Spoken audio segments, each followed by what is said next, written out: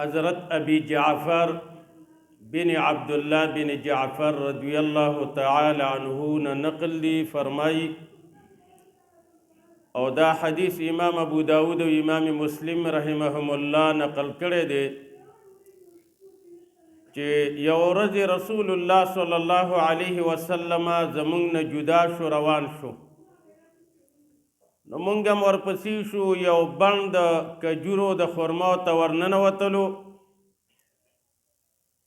نو زه م ورپسې ورغلم چې رسول الله صلی الله علیه وسلم ته څه شی تکلیف او ضرر ونه رسوي ځکه د الله د نبي دشمنان ډېر زیات وو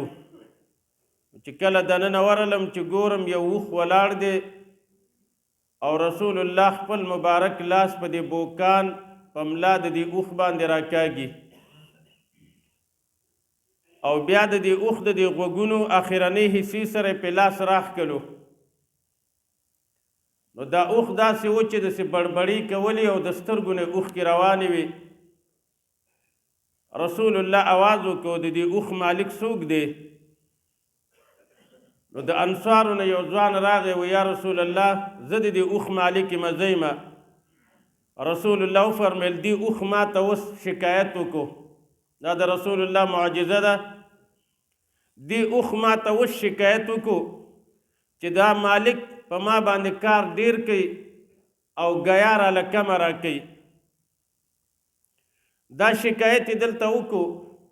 ته ولې دا ظلم کوې په دې اوښ باندې هغه انصاري صحابي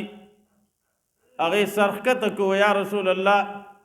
د نن نه وروسته به ورباندې کار کم کوم او ګیا به ورله ډېره ورکوم رسول الله وفرمیل څاروي چې ساتئ ظلم به پرې نه کوئ ځکه د قیامت په ورځ باندې به دا څاروي د الله دربار ته راځي او شکایت به کوي چې دې مالک په ما ظلم کړی دی زما خوراک به یې کم راکولو کار به یې رانه ډېر اخیستلو ورونو چې په څاروي باندې ظلم پوښتنه الله کوي نو په انسان باندې چې ظلم کیږي نو الله به یې پوښتنه نه کوي بچی له وهل البته شاګرد ته په طریقې د ادب او بچی له په طریقې د ادب وهل جایز دي دنیاوي تاوانونو باندې نه ښځې له نه بچی له نه بل مسلمان له وهل تکلیف ورکول ضرر ورکول الله به د قیامت په ورځ پوښتنه کوي نو چې د څاروي پوښتنه کوي نو الله رب العالمین به